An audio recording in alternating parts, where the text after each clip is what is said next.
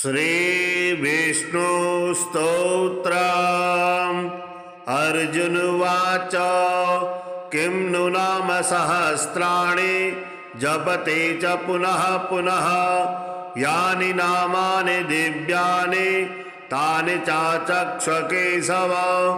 श्रीभगवानुवाच मत्स्यं कूर्मं वराहं च वामनं च जनार्दनं गोविन्दं पुण्डरीकाक्षं माधवं मधुसूदनं पद्मनाभं सहस्राक्षं वनमालिं हलायुधं गोवर्धनं हृषीकेशं वैकुण्ठं पुरुषोत्तमं विश्वरूपं वासुदेवं रामं नारायणं हरिं दामोदरं श्रीधरं च वेदांगं गरुडध्वजम् अनन्तं कृष्णगोपालं जपतो नास्ति पातकम् गवां कोटिप्रदानस्य अश्वमेधशतस्य च कन्यादानसहस्राणां फलं प्राप्नोति मानवः अमायां वा पौर्णमास्याम् एकादश्यां तथैव च सन्ध्याकाले स्मरे नित्यं प्रातः काले तथैव च मध्याह्ने च जपं नित्यं सर्वपापैः प्रमुच्यते। श्रीविष्णोः शतनाम स्तोत्रम्। नारद उवाच ॐ वासुदेवं हृषीकेशं वामनं जलसायिनं जनार्दनं हरिकृष्णं श्रीवक्षं गरुडध्वजं वाराहं पुण्डरीकाक्षं नृसिंहं नरकान्तकम् अव्यक्तं शाश्वतं विष्णुं अनन्तं अजमव्ययं नारायणं गदाध्यक्षं गोविन्दं कीर्तिभाजनं गोवर्धनोधरं देवं भूधरं भुवनेश्वरं वेत्तारं यज्ञपुरुषं यज्ञेशं यज्ञवाहकं चक्रपाणिं गदापाणिं शङ्खपाणिं नरोत्तमं वैकुण्ठं दुष्टदमनं भूगर्भं पीतवाससं त्रिविक्रमं त्रिकालज्ञं त्रिमूर्तिं नन्दिकेश्वरं रामं रामं हयग्रीवं भीमं रौद्रं भवोद्भवं श्रीपतिं श्रीधरं श्रीशं मङ्गलं मङ्गलायुधं दामोदरं दमोपेतं केशवं केशिसूदनं वरेण्यं वरदं विष्णुं आनन्दं वसुदेवजं हिरण्यरेतसं दीप्तं पुराणं पुरुषोत्तमं सकलं निष्कलं शुद्धं निर्गुणं गुणशाश्वतं हिरण्यतनुसङ्काशं सूर्यायुधसमप्रभं मेघश्यामं चतुर्बाहुं कुशलं कमलेक्षणं ज्योतिरूपमरूपं च स्वरूपं रूपसंस्थितं सर्वज्ञं सर्वरूपस्थं सर्वेशं सर्वतोमुखं ज्ञानं कूटस्थमचलं ज्ञानदं परमं प्रभुं योगेशं योगनिष्णातं योगिनं योगरूपिणं ईश्वरं सर्वभूतानां वन्दे भूतमयं प्रभुं इति नाम शतं दिव्यं वैष्णवं खलु पापहं व्यासेन कथितं पूर्वं सर्वपापप्रणाशनं यः पठेत् प्रातरुत्थाय स भवेद् वैष्णवो नरः सर्वपापविशुद्धात्मा विष्णु सायुज्यमवाप्नुयात् चान्द्रायणसहस्राणि कन्यादानि शतानि च गवां लक्षसहस्राणि मुक्तिभागी भवेन्नरः अश्वमेधायुतं पुण्यं फलं प्राप्नोति मानवः। श्री शालिग्राम स्तोत्रम्। ओम ब्रह्मस्य श्री शालिग्राम स्तोत्र मंत्रस्य श्री भगवान् ऋषिः नारायणो देवता अनुष्टुप् छन्दः श्री शालिग्राम स्तोत्र मंत्र जपे विनियोगः। युधिष्ठिर्वाच श्रीदेवदेव देवेश देवतार्चनमुत्तमं तत्सर्वं श्रोतुमिच्छामि ब्रूहि मे पुरुषोत्तम। श्रीभगवानुवाच गण्डक्यां चोत्तरे तीरे गिरिराजस्य दक्षिणे दशयोजनविस्तीर्णा महाक्षेत्रवसुन्धरा शालग्रामो भवेद्देवो देवी द्वारावती भवेत् उभयो संगमो यत्र मुक्तिस्तत्र न संशयः। शालग्रामशिला यत्र यत्र द्वारावती शिला उभयो संगमो यत्र मुक्तिस्तत्र न संशयः। आजन्मकृत पापानां प्रायश्चित्तं य इच्छति शालग्रामशिलावारि पापहारी नमोस्तुते। अकालमृत्युहरणं सर्वव्याधिविनाशनं विष्णोः पादोदकं पीत्वा शिरसा धारयाम्यहं। शङ्खमध्ये स्थितं तूयं भ्रामितं केशवोपरि अङ्गलग्नं मनुष्याणां ब्रह्महत्यादिकं दहेत्। स्नानोदकं पिबे नित्यं चक्राङ्कितशिलोद्भवं प्रक्षालशुद्धं तत्तूयं ब्रह्महत्यां व्यपूहति। अग्निष्टोमसहस्राणि वाजपेयशतानि च सम्यक् फलमवाप्नोति विष्णुर्नैवेद्यभक्षणात्। नैवेद्ययुक्तां तुलसीं च मिश्रितां विशेषतः पादजलेन विष्णु योष्णाति नित्यं पुरतो मुरारे प्राप्नोति यज्ञायुधकोटिपुण्यं।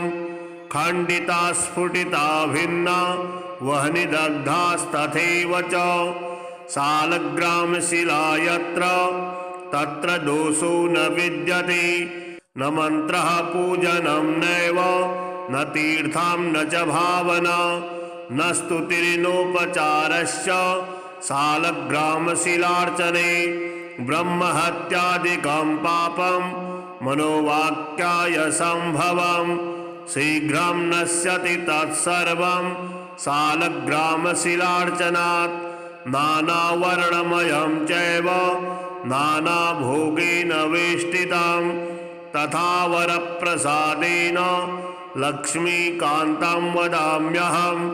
नारायणोद्भवो देवश्चक्रमध्ये च कर्मणा तथा वरप्रसादेन लक्ष्मीकान्तं वदाम्यहं। कृष्णशिलातले यत्र सूक्ष्मं चक्रं च दृश्यते सौभाग्यं सन्ततिं धत्ते सर्वसौख्यं ददाति च। वासुदेवस्य चिह्नानि दृष्ट्वा पापै प्रमुच्यते। श्रीधरः सुकरे वामे हरिद्वर्णस्तु दृश्यते। वराहरूपिणं देवं कूर्माङ्गैरविचिह्नितं गोपदं तत्र दृश्येत वाराहं वामनं तथा। पीतवर्णं तु देवानां रक्तवर्णं भयावहं। नारसिंहो भवेद्देवो मोक्षदां च प्रकीर्तितां। शङ्खचक्रगदा कूर्मा शङ्खो यत्र प्रदृश्यते शङ्खवर्णस्य देवानां वामे देवस्य लक्षणं। दामोदरं तथा स्थूलं मध्ये चक्रां प्रतिष्ठितां। पूर्णद्वारेण संकीर्णा पीतरेखा च दृश्यते। छत्राकारे भवेद्राज्यं वर्तुले च महाश्रियः। चिबटे च महादुःखं शूलाग्रे तुरलं ध्रुवं। ललाटे शेषभोगस्तु शिरोपरि सुकाञ्चनं।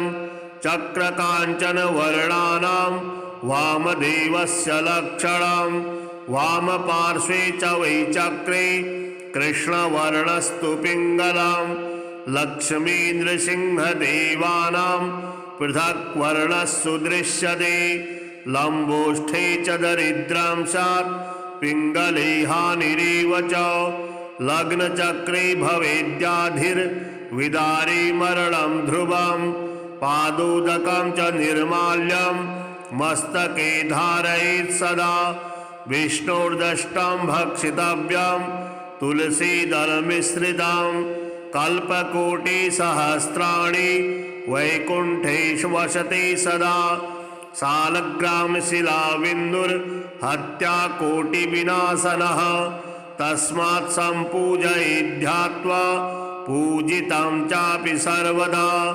सालग्रामशिलास्तोत्रं यः पठेच्च द्विजोत्तमा स गच्छेत् परमं स्थानं यत्र लोकेश्वरो हरिः सर्वपापविनिर्मुक्तो विष्णुलोकं स गच्छति दशावतारो देवानां पृथक् वर्णस्सु दृश्यते ईप्सितं लभते राज्यं विष्णुपूजामनुक्रमात् कोट्यो हि ब्रह्महत्यानां गम्यागम्यकोटयः ताः सर्वा नाशमायान्ति विष्णुर्नैवेद्यभक्षणात् विष्णोः पादोदकं पीत्वा कोटिजन्मघनाशनं तस्मादष्टगुणं पापं भूमो बिन्दुनिपातनात् श्रीलक्ष्मीनारायणस्तोत्रम्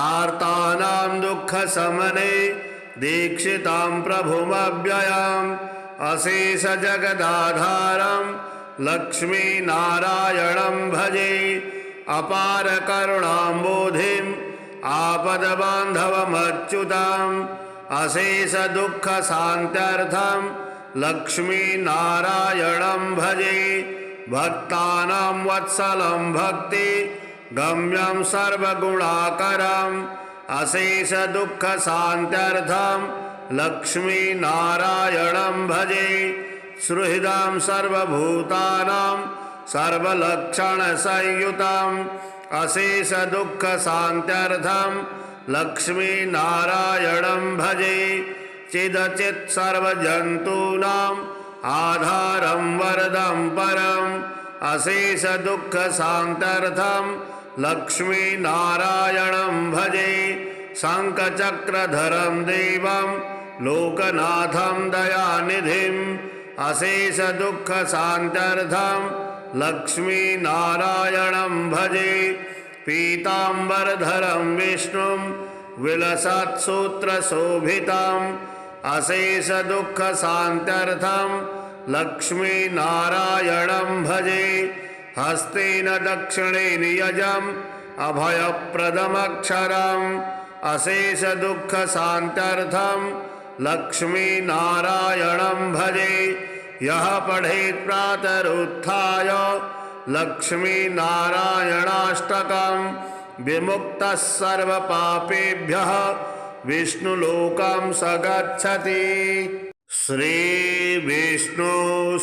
श्रीविष्णुस्तोत्रम् अर्जुन उवाच किं नु नाम सहस्राणि जपते च पुनः पुनः यानि नामानि दिव्यानि तानि चाचक्ष केशव।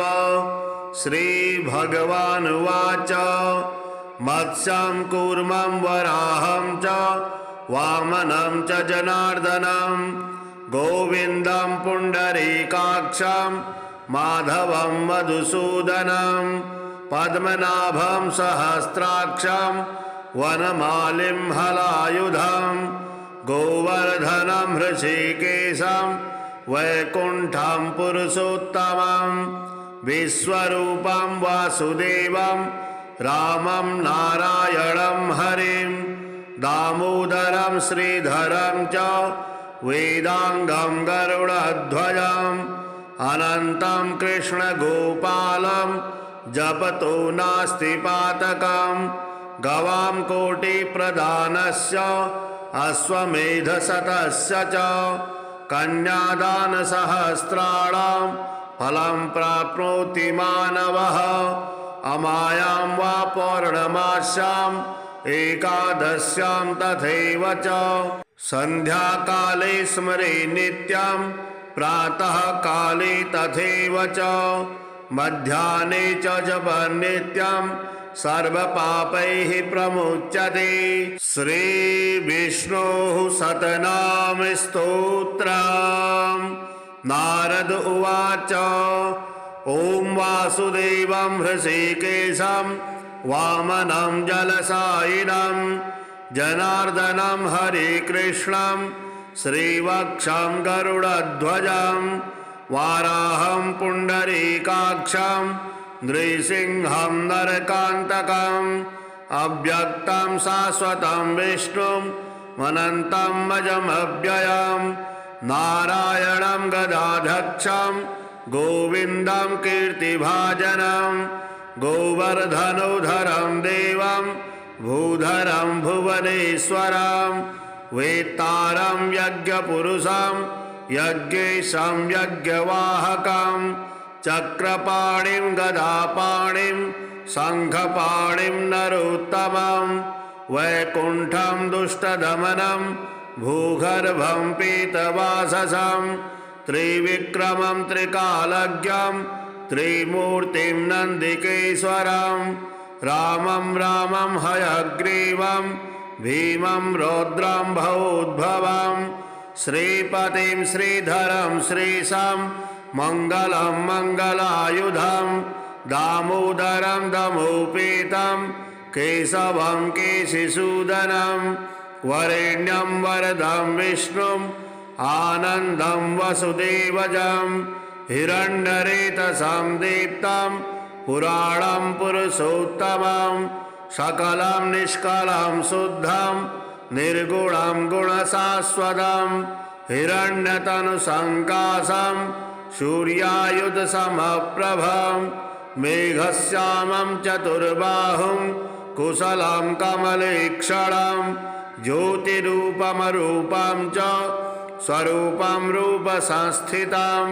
सर्वज्ञं सर्वरूपस्थं सर्वेशं सर्वतोमुखं ज्ञानं कूटस्थमचलं ज्ञानदं परमं प्रभुं योगीशं योगनिष्णातं योगिनं योगरूपिणं ईश्वरं सर्वभूतानां वन्दे भूतमयं प्रभुम् इति नाम शतं दिव्यं वैष्णवं खलु पापहं व्यासेन कथितं पूर्वं सर्वपापप्रणाशनं यः पठेत् प्रातरुत्थाय स भवेद् वैष्णवो नरः सर्वपापविशुद्धात्मा विष्णुसायुज्यमवाप्नुयात् चान्द्रायणसहस्राणि कन्यादानि शतानि च गवां लक्षसहस्राणि मुक्तिभागी भवेन्नरः अश्वमेधायुतं पुण्यं फलं प्राप्नोति मानवः। श्रीशालिग्राम स्तोत्रम्। ॐ अस्य श्री शालिग्राम स्तोत्र मंत्रस्य श्री भगवान् ऋषिः नारायणो देवता अनुष्टुप् छन्दः श्री शालिग्राम स्तोत्र मंत्र जपे विनियोगः। युधिष्ठिर्वाच श्रीदेवदेव देवेश देवतार्चनमुत्तमं तत्सर्वं श्रोतुमिच्छामि ब्रूहि मे पुरुषोत्तम। श्रीभगवानुवाच गण्डक्यां चोत्तरे तीरे गिरिराजस्य दक्षिणे दशयोजनविस्तीर्णा महाक्षेत्रवसुन्धरा शालग्रामो भवेद्देवो देवी द्वारावती भवेत् उभयो संगमो यत्र मुक्तिस्तत्र न संशयः। शालग्रामशिला यत्र यत्र द्वारावती शिला उभयो संगमो यत्र मुक्तिस्तत्र न संशयः आजन्मकृत पापानां प्रायश्चित्तं य इच्छति शालिग्रामशिलावारी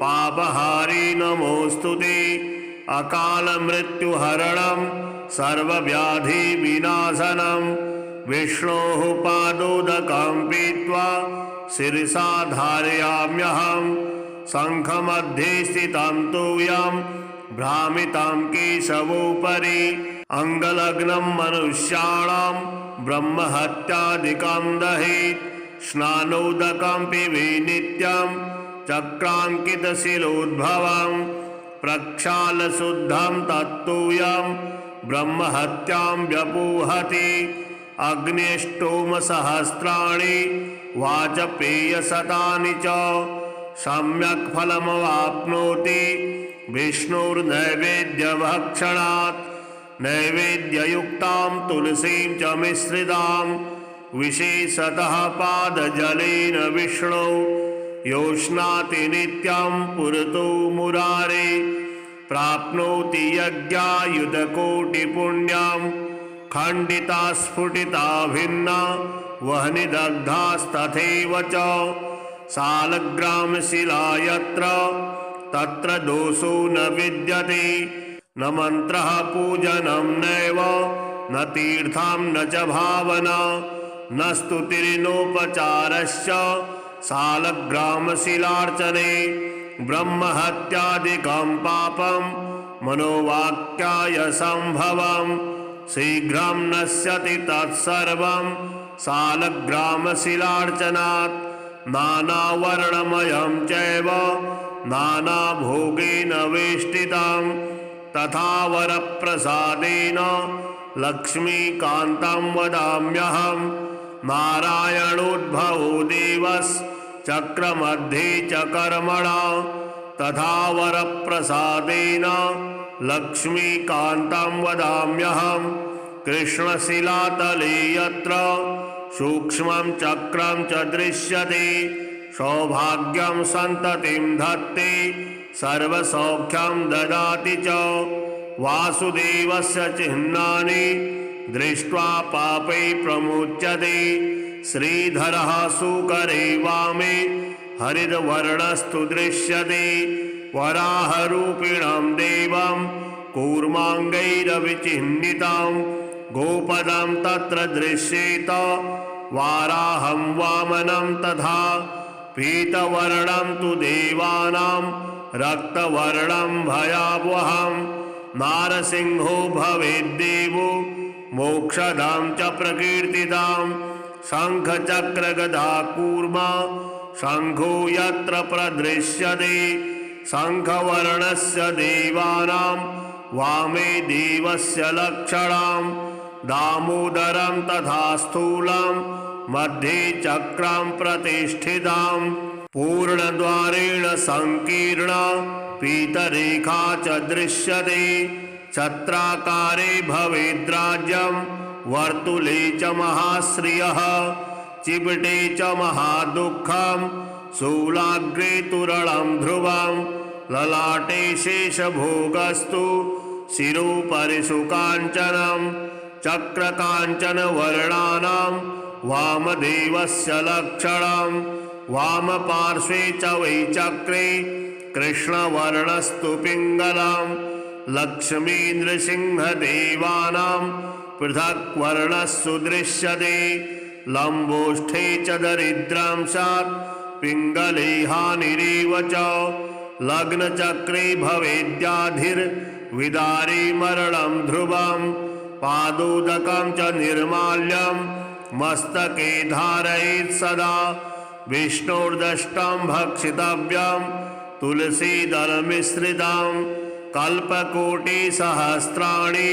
वैकुण्ठेषु वसते सदा शालग्रामशिलाविन्दुर्हत्याकोटिविनाशनः तस्मात् सम्पूजयेद्ध्यात्वा पूजितं चापि सर्वदा शालग्रामशिलास्तोत्रं यः पठेच्च द्विजोत्तमा स गच्छेत् परमं स्थानं यत्र लोकेश्वरो हरिः सर्वपापविनिर्मुक्तो विष्णुलोकां स गच्छति। दशावतारो देवानां पृथक् वर्णस्सु दृश्यते। ईप्सितां लभते राज्यं विष्णुपूजामनुक्रमात्। कोट्यो हि ब्रह्महत्यानां गम्यागम्यकोटयः ताः सर्वा नाशमायान्ति विष्णुर्नैवेद्यभक्षणात्। विष्णोः पादोदकं पीत्वा कोटिजन्मघनाशनं तस्मादष्टगुणं पापं भूमो बिन्दुनिपातनात्। श्रीलक्ष्मीनारायणस्तोत्रम्। आर्तानां दुःखशमने दीक्षितां प्रभुमव्ययम् अशेषजगदाधारं लक्ष्मीनारायणं भजे। अपारकरुणाम्बोधिम् आपदबान्धवमच्युतम् अशेषदुःखशान्त्यर्थं लक्ष्मीनारायणं भजे। भक्तानां वत्सलं भक्ति गम्यं सर्वगुणाकरम् अशेषदुःखशान्त्यर्थं लक्ष्मीनारायणं भजे। सुहृदं सर्वभूतानां सर्वलक्षणसंयुतम् अशेषदुःखशान्त्यर्थं लक्ष्मीनारायणं भजे। चिदचित् सर्वजन्तूनाम् आधारं वरदं परम् अशेषदुःखशान्त्यर्थं लक्ष्मीनारायणं भजे। शङ्खचक्रधरं देवं लोकनाथं दयानिधिम् अशेषदुःखशान्त्यर्थं लक्ष्मीनारायणं भजे। पीताम्बरधरं विष्णुं विलसत्सूत्रशोभितम् अशेषदुःखशान्त्यर्थं लक्ष्मीनारायणं भजे। हस्तेन दक्षिणेन यजम् अभयप्रदमक्षरम् अशेषदुःखशान्त्यर्थं लक्ष्मीनारायणं भजे। यः पठेत् प्रातरुत्थाय लक्ष्मीनारायणाष्टकं विमुक्तः सर्वपापेभ्यः विष्णुलोकं स गच्छति। श्रीविष्णुस्तोत्रम्।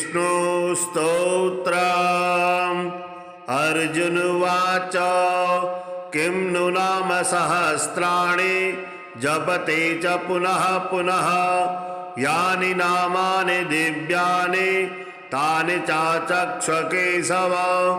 श्रीभगवानुवाच मत्स्यं कूर्मं वराहं च वामनं च जनार्दनं गोविन्दं पुण्डरीकाक्षं माधवं मधुसूदनं पद्मनाभं सहस्राक्षं वनमालिं हलायुधं गोवर्धनं हृषीकेशं वैकुण्ठं पुरुषोत्तमं विश्वरूपं वासुदेवं रामं नारायणं हरिं दामोदरं श्रीधरं च वेदांगं गरुडध्वजम् अनन्तं कृष्णगोपालं जपतो नास्ति पातकम् गवां कोटिप्रदानस्य अश्वमेधशतस्य च कन्यादानसहस्राणां फलं प्राप्नोति मानवः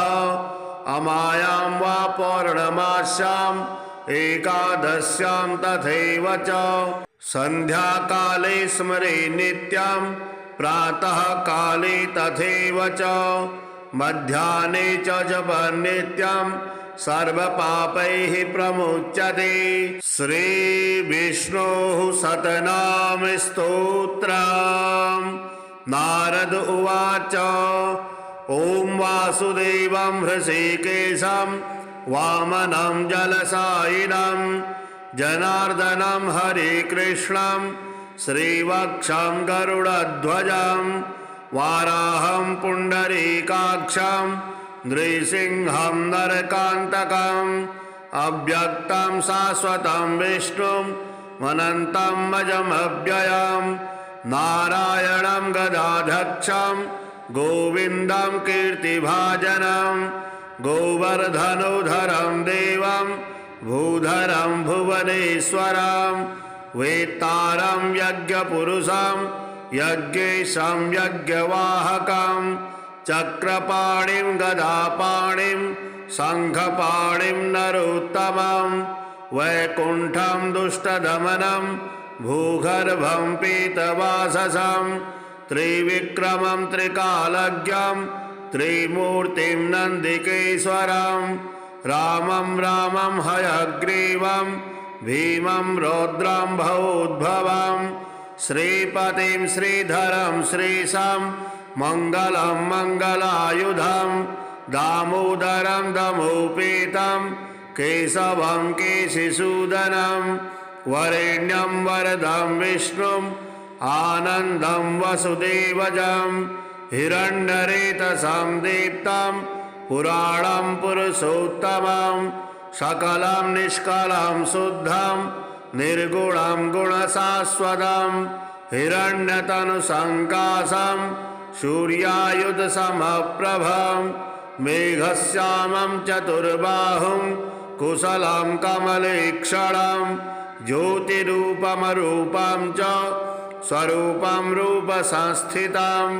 सर्वज्ञं सर्वरूपस्थं सर्वेशं सर्वतोमुखं ज्ञानं कूटस्थमचलं ज्ञानदं परमं प्रभुं योगेशं योगनिष्णातं योगिनं योगरूपिणं ईश्वरं सर्वभूतानां वन्दे भूतमयं प्रभुं इति नाम शतं दिव्यं वैष्णवं खलु पापहं व्यासेन कथितं पूर्वं सर्वपापप्रणाशनं यः पठेत् प्रातरुत्थाय स भवेद् वैष्णवो नरः सर्वपापविशुद्धात्मा विष्णुसायुज्यमवाप्नुयात् चान्द्रायणसहस्राणि कन्यादानि शतानि च गवां लक्षसहस्राणि मुक्तिभागी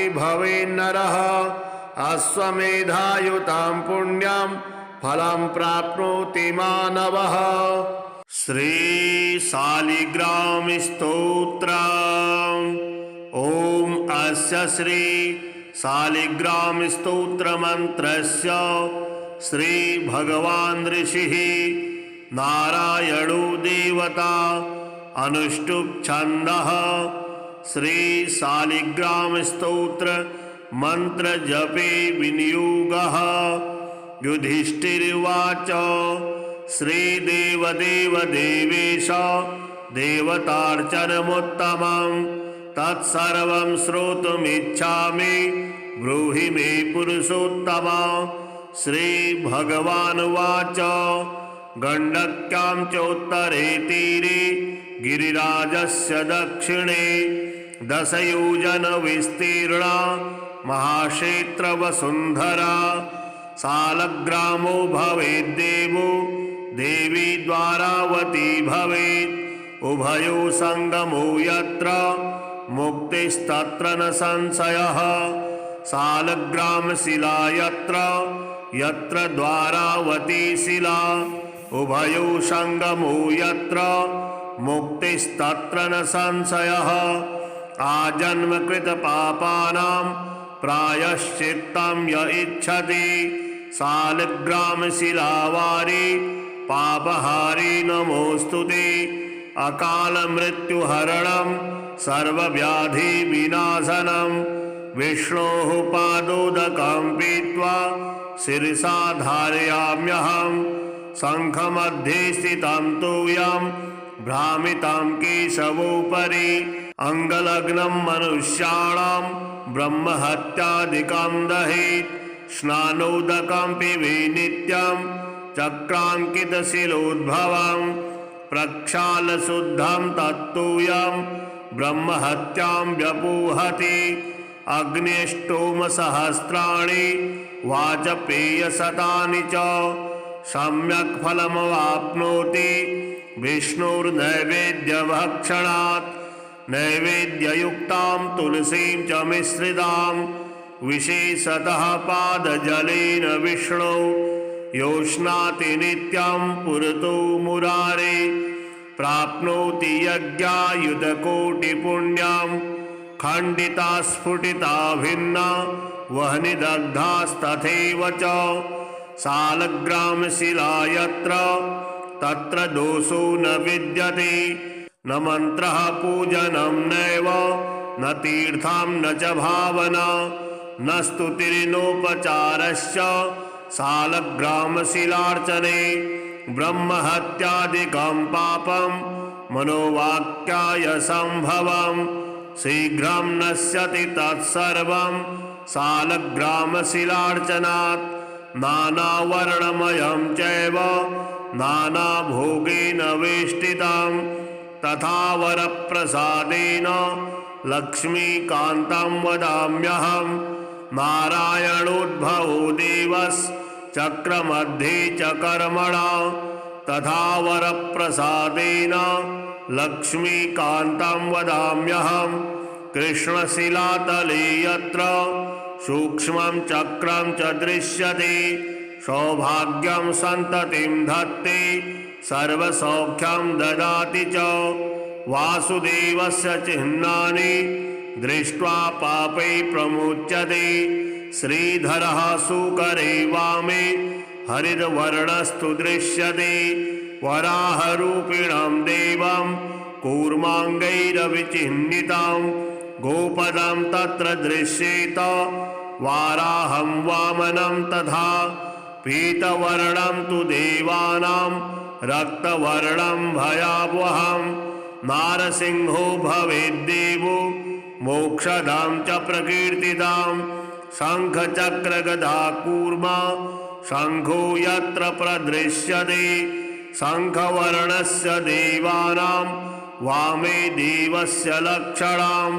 दामोदरं तथा स्थूलं मध्ये चक्रां प्रतिष्ठितां पूर्णद्वारेण संकीर्णा पीतरेखा च दृश्यते छत्राकारे भवेद्राज्यं वर्तुले च महाश्रियः चिबटे च महादुःखं शूलाग्रे तुरलं ध्रुवं ललाटे शेषभोगस्तु शिरोपरि सुकाञ्चनं चक्रकाञ्चनवर्णानां वामदेवस्य लक्षणं वामपार्श्वे च वै चक्रे कृष्णवर्णस्तु पिङ्गलं लक्ष्मीनृसिंहदेवानां पृथक् वर्णस्सु दृश्यते लम्बोष्ठे च दरिद्रं स्यात् पिङ्गले हानिरेव च लग्नचक्रे भवेद्याधिर्विदारे मरणं ध्रुवं पादोदकं च निर्माल्यं मस्तके धारयेत् सदा विष्णोर्दष्टं भक्षितव्यं तुलसीदलमिश्रितं कल्पकोटिसहस्राणि वैकुण्ठेषु वसते सदा सालग्रामशिलाबिन्दुर्हत्याकोटिविनाशनः तस्मात् सम्पूजयेद्ध्यात्वा पूजितं चापि सर्वदा सालग्रामशिलास्तोत्रं यः पठेच्च द्विजोत्तमा स गच्छेत् परमं स्थानं यत्र लोकेश्वरो हरिः सर्वपापविनिर्मुक्तो विष्णुलोकं स गच्छति दशावतारो देवानां पृथक् वर्णस्सु दृश्यते ईप्सितं लभते राज्यं विष्णुपूजामनुक्रमात् कोट्यो हि ब्रह्महत्यानां गम्यागम्यकोटयः ताः सर्वा नाशमायान्ति विष्णुर्नैवेद्यभक्षणात् विष्णोः पादोदकं पीत्वा कोटिजन्मघनाशनं तस्मादष्टगुणं पापं भूमो बिन्दुनिपातनात् श्रीलक्ष्मीनारायणस्तोत्रम् आर्तानां दुःखशमने दीक्षितां प्रभुमव्ययम् अशेषजगदाधारं लक्ष्मीनारायणं भजे अपारकरुणाम्बोधिम् आपदबान्धवमच्युतां अशेषदुःखशान्त्यर्थं लक्ष्मीनारायणं भजे। भक्तानां वत्सलं भक्ति गम्यं सर्वगुणाकरम् अशेषदुःखशान्त्यर्थं लक्ष्मीनारायणं भजे। सुहृदं सर्वभूतानां सर्वलक्षणसंयुतं अशेषदुःखशान्त्यर्थं लक्ष्मीनारायणं भजे। चिदचित् सर्वजन्तूनां आधारं वरदं परम् अशेषदुःखशान्त्यर्थं लक्ष्मीनारायणं भजे। शङ्खचक्रधरं देवं लोकनाथं दयानिधिम् अशेषदुःखशान्त्यर्थं लक्ष्मीनारायणं भजे। पीताम्बरधरं विष्णुं विलसत्सूत्रशोभितम् अशेषदुःखशान्त्यर्थं लक्ष्मीनारायणं भजे। हस्तेन दक्षिणेन यजम् अभयप्रदमक्षरम् अशेषदुःखशान्त्यर्थं लक्ष्मीनारायणं भजे। यः पठेत् प्रातरुत्थाय लक्ष्मीनारायणाष्टकं विमुक्तः सर्वपापेभ्यः विष्णुलोकं स गच्छति। श्रीविष्णुस्तोत्रम्। अर्जुन उवाच किं नु नाम सहस्राणि जपते च पुनः पुनः यानि नामानि दिव्यानि तानि चाचक्ष केशव। श्रीभगवानुवाच मत्स्यं कूर्मं वराहं च वामनं च जनार्दनं गोविन्दं पुण्डरीकाक्षं माधवं मधुसूदनं पद्मनाभं सहस्राक्षं वनमालिं हलायुधं गोवर्धनं हृषीकेशं वैकुण्ठं पुरुषोत्तमं विश्वरूपं वासुदेवं रामं नारायणं हरिं दामोदरं श्रीधरं च वेदांगं गरुडध्वजम् अनन्तं कृष्णगोपालं जपतो नास्ति पातकम् गवां कोटिप्रदानस्य अश्वमेधशतस्य च कन्यादानसहस्राणां फलं प्राप्नोति मानवः अमायां वा पौर्णमास्याम् एकादश्यां तथैव च सन्ध्याकाले स्मरे नित्यं प्रातः काले तथैव च मध्याह्ने च जपन् नित्यं सर्वपापैः प्रमुच्यते। श्रीविष्णोः शतनाम स्तोत्रम्। नारद उवाच ॐ वासुदेवं हृषीकेशं वामनं जलसायिनं जनार्दनं हरिकृष्णं श्रीवक्षं गरुडध्वजं वाराहं पुण्डरीकाक्षं नृसिंहं नरकान्तकम् अव्यक्तं शाश्वतं विष्णुं अनन्तं अजमव्ययम् नारायणं गदाधक्षं गोविन्दं कीर्तिभाजनं गोवर्धनोधरं देवं भूधरं भुवनेश्वरं वेत्तारं यज्ञपुरुषं यज्ञेशं यज्ञवाहकं चक्रपाणिं गदापाणिं शङ्खपाणिं नरोत्तमं वैकुण्ठं दुष्टदमनं भूगर्भं पीतवाससं त्रिविक्रमं त्रिकालज्ञं त्रिमूर्तिं नन्दिकेश्वरं रामं रामं हयग्रीवं भीमं रौद्रं भवोद्भवं श्रीपतिं श्रीधरं श्रीशं मङ्गलं मङ्गलायुधं दामोदरं दमोपेतं केशवं केशिसूदनं वरेण्यं वरदं विष्णुम् आनन्दं वसुदेवजं हिरण्यरेतसं दीप्तं पुराणं पुरुषोत्तमं सकलं निष्कलं शुद्धं निर्गुणं गुणशाश्वतं हिरण्यतनुसङ्काशं सूर्यायुधसमप्रभं मेघश्यामं चतुर्बाहुं कुशलं कमलेक्षणं ज्योतिरूपमरूपं च स्वरूपं रूपसंस्थितं सर्वज्ञं सर्वरूपस्थं सर्वेशं सर्वतोमुखं ज्ञानं कूटस्थमचलं ज्ञानदं परमं प्रभुं योगेशं योगनिष्णातं योगिनं योगरूपिणम् ईश्वरं सर्वभूतानां वन्दे भूतमयं प्रभुम् इति नाम शतं दिव्यं वैष्णवं खलु पापहं व्यासेन कथितं पूर्वं सर्वपापप्रणाशनं यः पठेत् प्रातरुत्थाय स भवेद् वैष्णवो नरः सर्वपापविशुद्धात्मा विष्णु सायुज्यमवाप्नुयात् चान्द्रायण सहस्राणि कन्यादानि शतानि च गवां लक्षसहस्राणि मुक्तिभागी भवेन्नरः अश्वमेधायुतं पुण्यं फलं प्राप्नोति मानवः। श्री शालिग्राम स्तोत्र। ओम अस्य श्री शालिग्राम स्तोत्र मंत्रस्य श्री भगवान् ऋषिः नारायणो देवता अनुष्टुप् छन्दः। श्री शालिग्राम स्तोत्र मंत्र जपे विनियोगः।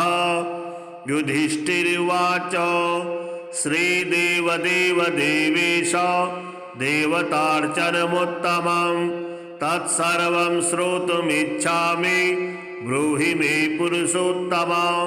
श्री भगवानुवाच गण्डक्यां चोत्तरे तीरे गिरिराजस्य दक्षिणे दशयोजन विस्तीर्णा महाक्षेत्रवसुन्धरा शालग्रामो भवेद्देवो देवी द्वारावती भवेत् उभयो संगमो यत्र मुक्तिस्तत्र न संशयः।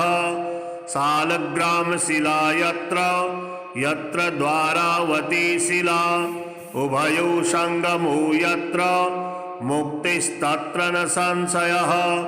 आजन्मकृत पापानां प्रायश्चित्तं य इच्छति शालग्रामशिलावारि पापहारी नमोस्तुते।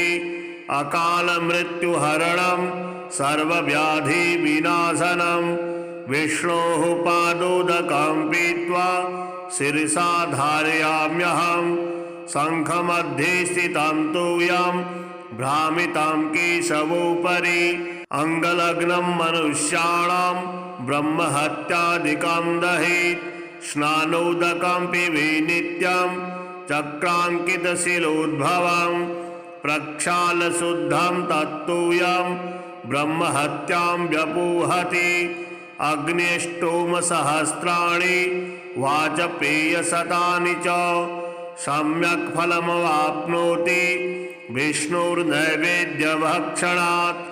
नैवेद्ययुक्तां तुलसीं च मिश्रितां विशेषतः पादजलेन विष्णु योष्णाति नित्यं पुरतो मुरारे प्राप्नोति यज्ञायुधकोटिपुण्यं।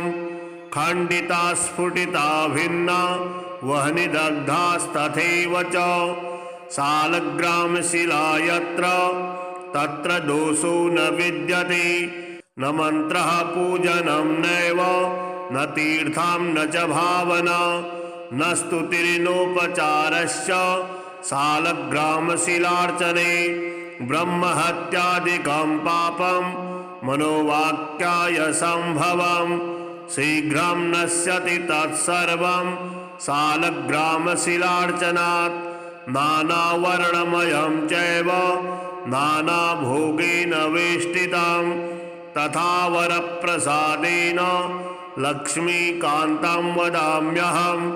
नारायणोद्भवो देवश्चक्रमध्ये च कर्मणा तथा वरप्रसादेन लक्ष्मीकान्तं वदाम्यहं कृष्णशिलातले यत्र सूक्ष्मं चक्रं च दृश्यते सौभाग्यं सन्ततिं धत्ते सर्वसौख्यं ददाति च वासुदेवस्य चिह्नानि दृष्ट्वा पापै प्रमुच्यते श्रीधरः सुकरे वामे हरिद्वर्णस्तु दृश्यते वराहरूपिणं देवं कूर्माङ्गैरविचिह्नितं गोपदं तत्र दृश्येत वाराहं वामनं तथा पीतवर्णं तु देवानां रक्तवर्णं भयावहं नारसिंहो भवेद्देवो मोक्षदां च प्रकीर्तितां शङ्खचक्रगदा कूर्मा शङ्खो यत्र प्रदृश्यते शङ्खवर्णस्य देवानां वामे देवस्य लक्षणां दामोदरं तथा स्थूलं मध्ये चक्रं प्रतिष्ठितां पूर्णद्वारेण संकीर्णा पीतरेखा च दृश्यते छत्राकारे भवेद्राज्यं वर्तुले च महाश्रियः चिबटे च महादुःखं शूलाग्रे तुरलं ध्रुवं ललाटे शेषभोगस्तु शिरोपरि सुकाञ्चनं चक्रकाञ्चनवर्णानां वामदेवस्य लक्षणं वामपार्श्वे च वै चक्रे कृष्णवर्णस्तु पिङ्गलं लक्ष्मीनृसिंहदेवानां पृथक् वर्णस्सु दृश्यते लम्बोष्ठे च दरिद्रं स्यात् पिङ्गले हानिरेव च लग्नचक्रे भवेद्याधिर्विदारे मरणं ध्रुवं पादोदकं च निर्माल्यं मस्तके धारयेत् सदा विष्णोर्दष्टं भक्षितव्यं तुलसीदलमिश्रितं कल्पकोटिसहस्राणि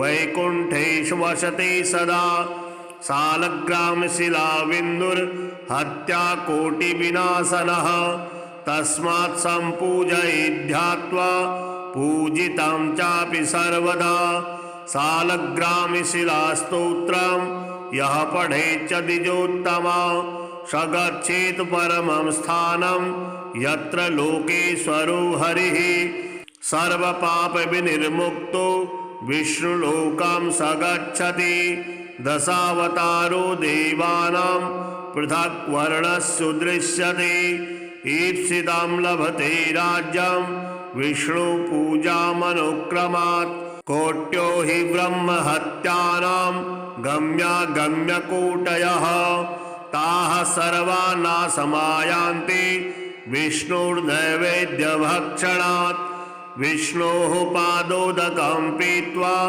कोटिजन्मघनाशनं तस्मादष्टगुणं पापं भूमो बिन्दुनिपातनात् श्रीलक्ष्मीनारायणस्तोत्रम् आर्तानां दुःखशमने दीक्षितां प्रभुमव्ययम् अशेषजगदाधारं लक्ष्मीनारायणं भजे अपारकरुणाम्बोधिम् आपदबान्धवमच्युतम् अशेषदुःखशान्त्यर्थं लक्ष्मीनारायणं भजे भक्तानां वत्सलं भक्ति गम्यं सर्वगुणाकरम् अशेषदुःखशान्त्यर्थं लक्ष्मीनारायणं भजे सुहृदं सर्वभूतानां सर्वलक्षणसंयुतम् अशेषदुःखशान्त्यर्थं लक्ष्मीनारायणं भजे चिदचित् सर्वजन्तूनाम् आधारं वरदं परम् अशेषदुःखशान्त्यर्थं लक्ष्मीनारायणं भजे शङ्खचक्रधरं देवं लोकनाथं दयानिधिम् अशेषदुःखशान्त्यर्थं लक्ष्मीनारायणं भजे पीताम्बरधरं विष्णुं विलसत्सूत्रशोभितम् अशेषदुःखशान्त्यर्थं लक्ष्मीनारायणं भजे हस्तेन दक्षिणे नियजं अभयप्रदमक्षरम् अशेषदुःखशान्त्यर्थं लक्ष्मीनारायणं भजे। यः पठेत् प्रातरुत्थाय लक्ष्मीनारायणाष्टकं विमुक्तः सर्वपापेभ्यः विष्णुलोकं स गच्छति। श्रीविष्णुस्तोत्रम्।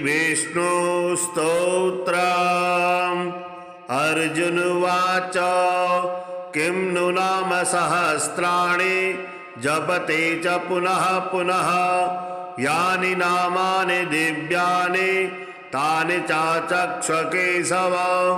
श्रीभगवानुवाच मत्स्यं कूर्मं वराहं च वामनं च जनार्दनं गोविन्दं पुण्डरीकाक्षं माधवं मधुसूदनं पद्मनाभं सहस्राक्षं वनमालिं हलायुधं गोवर्धनं हृषीकेशं वैकुण्ठं पुरुषोत्तमं विश्वरूपं वासुदेवं रामं नारायणं हरिं दामोदरं श्रीधरं च वेदांगं गरुडध्वजम् अनन्तं कृष्णगोपालं जपतो नास्ति पातकं गवां कोटिप्रदानस्य अश्वमेधशतस्य च कन्यादानसहस्राणां फलं प्राप्नोति मानवः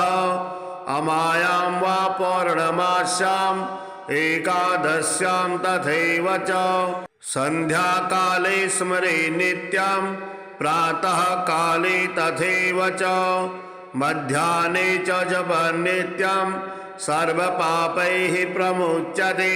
श्रीविष्णोः शतनाम स्तोत्रम्।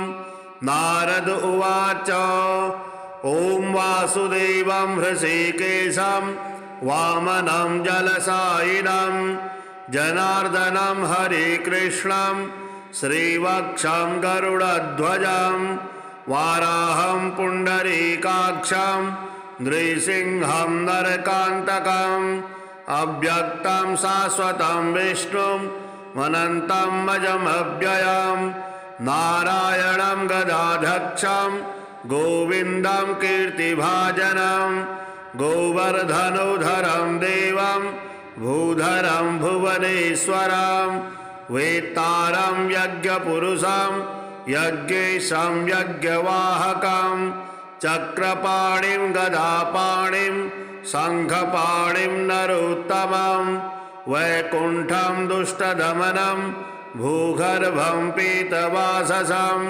त्रिविक्रमं त्रिकालज्ञं त्रिमूर्तिं नन्दिकेश्वरं रामं रामं हयग्रीवं भीमं रौद्रं भवोद्भवं श्रीपतिं श्रीधरं श्रीशं मङ्गलं मङ्गलायुधं दामोदरं दमोपेतं केशवं केशिसूदनं वरेण्यं वरदं विष्णुं आनन्दं वसुदेवजं हिरण्यरेतसं दीप्तं पुराणं पुरुषोत्तमं सकलं निष्कलं शुद्धं निर्गुणं गुणशाश्वतं हिरण्यतनुसङ्काशं सूर्यायुधसमप्रभं मेघश्यामं चतुर्बाहुं कुशलं कमलेक्षणं ज्योतिरूपमरूपं च स्वरूपं रूपसंस्थितं सर्वज्ञं सर्वरूपस्थं सर्वेशं सर्वतोमुखं ज्ञानं कूटस्थमचलं ज्ञानदं परमं प्रभुं योगेशं योगनिष्णातं योगिनं योगरूपिणं ईश्वरं सर्वभूतानां वन्दे भूतमयं प्रभुं इति नाम शतं दिव्यं वैष्णवं खलु पापहं व्यासेन कथितं पूर्वं सर्वपापप्रणाशनं यः पठेत् प्रातरुत्थाय स भवेद् वैष्णवो नरः सर्वपापविशुद्धात्मा विष्णु सायुज्यमवाप्नुयात् चान्द्रायणसहस्राणि कन्यादानि शतानि च गवां लक्षसहस्राणि मुक्तिभागी भवेन्नरः अश्वमेधायुतां पुण्यं फलं प्राप्नोति मानवः। श्री शालिग्राम स्तोत्र। ओम अस्य श्री शालिग्राम स्तोत्र मंत्रस्य श्री भगवान् ऋषिः नारायणो देवता अनुष्टुप् छन्दः। श्री शालिग्राम स्तोत्र मंत्र जपे विनियोगः। युधिष्ठिर्वाच श्रीदेवदेव देवेश देवतार्चनमुत्तमं तत्सर्वं श्रोतुमिच्छामि ब्रूहि मे पुरुषोत्तम।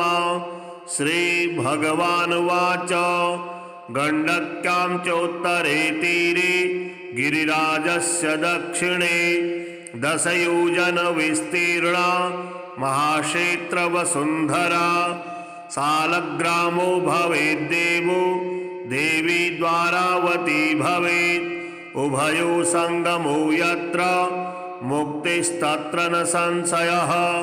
शालग्रामशिला यत्र यत्र द्वारावती शिला उभयो संगमो यत्र मुक्तिस्तत्र न संशयः। आजन्मकृत पापानां प्रायश्चित्तं य इच्छति शालग्रामशिलावारि पापहारी नमोस्तुते। अकालमृत्युहरणं सर्वव्याधिविनाशनं विष्णोः पादोदकं पीत्वा शिरसा धारयाम्यहं। शङ्खमध्ये स्थितं तूयं भ्रामितं केशवोपरि अङ्गलग्नं मनुष्याणां ब्रह्महत्यादिकं दहेत्। स्नानोदकं पिबे नित्यं चक्राङ्कितशिलोद्भवं प्रक्षालशुद्धं तत्तूयं ब्रह्महत्यां व्यपोहति। अग्नेष्टोमसहस्राणि वाजपेयशतानि च सम्यक् फलमवाप्नोति विष्णुर्नैवेद्यभक्षणात्। नैवेद्ययुक्तां तुलसीं च मिश्रितां विशेषतः पादजलेन विष्णु योष्णाति नित्यं पुरतो मुरारे प्राप्नोति यज्ञायुधकोटिपुण्यं। खण्डिता स्फुटिता भिन्ना वह्निदग्धास्तथैव च शालग्रामशिला यत्र तत्र दोषो न विद्यते। न मन्त्रः पूजनं नैव न तीर्थं न च भावना न स्तुतिर्नोपचारश्च शालग्रामशिलार्चने। ब्रह्महत्यादिकं पापं मनोवाक्काय संभवं शीघ्रं नश्यति तत्सर्वं शालग्रामशिलार्चनात्। नानावर्णमयं चैव नानाभोगेन वेष्टितं तथा वरप्रसादेन लक्ष्मीकान्तं वदाम्यहं। नारायणोद्भवो देवश्चक्रमध्ये च कर्मणा तथा वरप्रसादेन लक्ष्मीकान्तं वदाम्यहं। कृष्णशिलातले यत्र सूक्ष्मं चक्रं च दृश्यते सौभाग्यं सन्ततिं धत्ते सर्वसौख्यं ददाति च। वासुदेवस्य चिह्नानि दृष्ट्वा पापै प्रमुच्यते। श्रीधरः सुकरे वामे हरिद्वर्णस्तु दृश्यते। वराहरूपिणं देवं कूर्माङ्गैरविचिह्नितं गोपदं तत्र दृश्येत वाराहं वामनं तथा। पीतवर्णं तु देवानां रक्तवर्णं भयावहं। नारसिंहो भवेद्देवो मोक्षदां च प्रकीर्तितां। शङ्खचक्रगदा कूर्मा शङ्खो यत्र प्रदृश्यते शङ्खवर्णस्य देवानां वामे देवस्य लक्षणं। दामोदरं तथा स्थूलं मध्ये चक्रं प्रतिष्ठितं। पूर्णद्वारेण संकीर्णा पीतरेखा च दृश्यते। छत्राकारे भवेद्राज्यं वर्तुले च महाश्रियः। चिबटे च महादुःखं शूलाग्रे तुरलं ध्रुवं। ललाटे शेषभोगस्तु शिरोपरि सुकाञ्चनं। चक्रकाञ्चनवर्णानां वामदेवस्य लक्षणं। वामपार्श्वे च वै चक्रे कृष्णवर्णस्तु पिङ्गलं। लक्ष्मीनृसिंहदेवानां पृथक् वर्णस्सु दृश्यते। लम्बोष्ठे च दरिद्रं स्यात् पिङ्गले हानिरेव च। लग्नचक्रे भवेद्याधिर्विदारे मरणं ध्रुवं। पादोदकं च निर्माल्यं मस्तके धारयेत् सदा। विष्णोर्दष्टं भक्षितव्यं तुलसीदलमिश्रितं। कल्पकोटिसहस्राणि वैकुण्ठेषु वसते सदा। सालग्रामशिलाबिन्दुर्हत्याकोटिविनाशनः।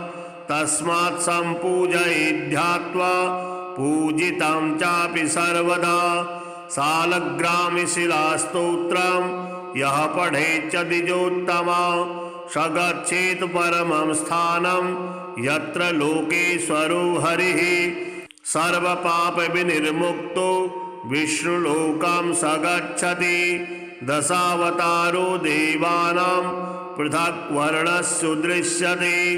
ईप्सितं लभते राज्यं विष्णुपूजामनुक्रमात्। कोट्यो हि ब्रह्महत्यानां गम्यागम्यकोटयः। ताः सर्वा नाशमायान्ति विष्णुर्नैवेद्यभक्षणात्। विष्णोः पादोदकं पीत्वा कोटिजन्मघनाशनं। तस्मादष्टगुणं पापं भूमो बिन्दुनिपातनात्। श्रीलक्ष्मीनारायणस्तोत्रम् आर्तानां दुःखशमने दीक्षितां प्रभुमव्ययम्। अशेषजगदाधारं लक्ष्मीनारायणं भजे। अपारकरुणाम्बोधिम् आपदबान्धवमच्युतम्। अशेषदुःखशान्त्यर्थं लक्ष्मीनारायणं भजे। भक्तानां वत्सलं भक्ति गम्यं सर्वगुणाकरम्। अशेषदुःखशान्त्यर्थं लक्ष्मीनारायणं भजे। सुहृदं सर्वभूतानां सर्वलक्षणसंयुतम्। अशेषदुःखशान्त्यर्थं लक्ष्मीनारायणं भजे। चिदचित् सर्वजन्तूनाम् आधारं वरदं परम्। अशेषदुःखशान्त्यर्थं लक्ष्मीनारायणं भजे। शङ्खचक्रधरं देवं लोकनाथं दयानिधिम्। अशेषदुःखशान्त्यर्थं लक्ष्मीनारायणं भजे। पीताम्बरधरं विष्णुं विलसत्सूत्रशोभितम्। अशेषदुःखशान्त्यर्थं लक्ष्मीनारायणं भजे। हस्तेन दक्षिणेन यजम् अभयप्रदमक्षरम्।